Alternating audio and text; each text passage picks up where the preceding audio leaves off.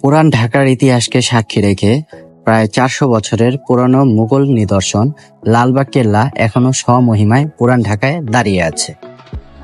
So hey বন্ধুগণ, আসসালামু আলাইকুম, welcome back to another blog. আপনারা দেখতে পারতেছেন আজকে চলে আসছি লালবাগ কেল্লায়।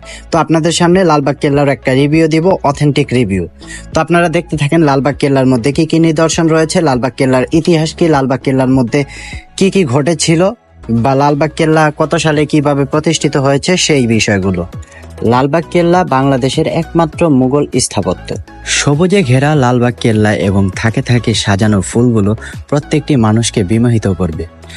লালবাগ কেল্লা থেকে যেমন ইতিহাস ঐতিহ্য সম্পর্কে অনেক কিছু শেখার আছে, তেমনি এখানে ঘোরার মতো অনেক সুন্দর জায়গা রয়েছে যা আমাদের মনকে উজ্জীবিত করবে। আসুন লালবাগ কেল্লা সম্পর্কে কিছুটা জানা যাক। ঢাকার বুড়িগঙ্গা নদীর তীরে লালবাগ কেল্লা অবস্থিত। সম্রাট আওরঙ্গজেবের পুত্র আজম শাহ 1678 খ্রিস্টাব্দে লালবাগ কেল্লার নির্মাণ কাজ শুরু করেন, কিন্তু সে তার জীবন দশায় লালবাগ কেল্লার কাজ সমাপ্ত করতে পারেননি। তাই এর নির্মাণ কাজ শেষ করেন সুবাদার শায়েস্তা খান। গোটা লালবাগ কেল্লা ইটের তৈরি, আর এর মূল আকর্ষণ হচ্ছে পরিবেবীর সমাধি। এটি দেখার জন্য দেশ এবং বিদেশ থেকে বিভিন্ন পর্যটকরা চলে আসেন লালবাগ কেল্লায়।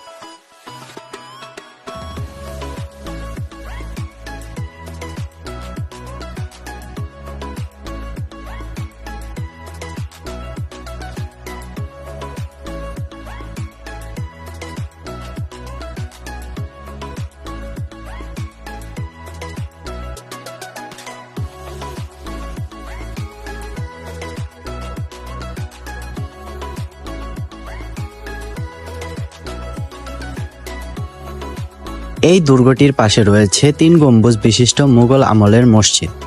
সবুজে ঘেরা লালবাগ কেল্লার আরও একটি অন্যতম নিদর্শন হচ্ছে হাম্মামখানা বা দরবার হল।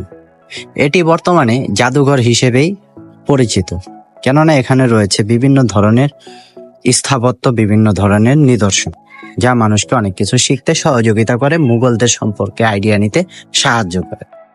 তো বন্ধুগণ, আপনারা চাইলে লালবাগ কেল্লায় আসতে পারেন যে কোনোভাবে। যদি ঢাকার গুলিস্তান এরিয়ার মধ্যে আপনারা আসেন, গুলিস্তান থেকে রিক্সার মাধ্যমে আসতে পারবেন, ঢাকার শহীদ মিনার থেকে রিক্সার মাধ্যমে আসতে পারবেন, শাহবাগ থেকে রিক্সার মাধ্যমে আসতে পারবেন।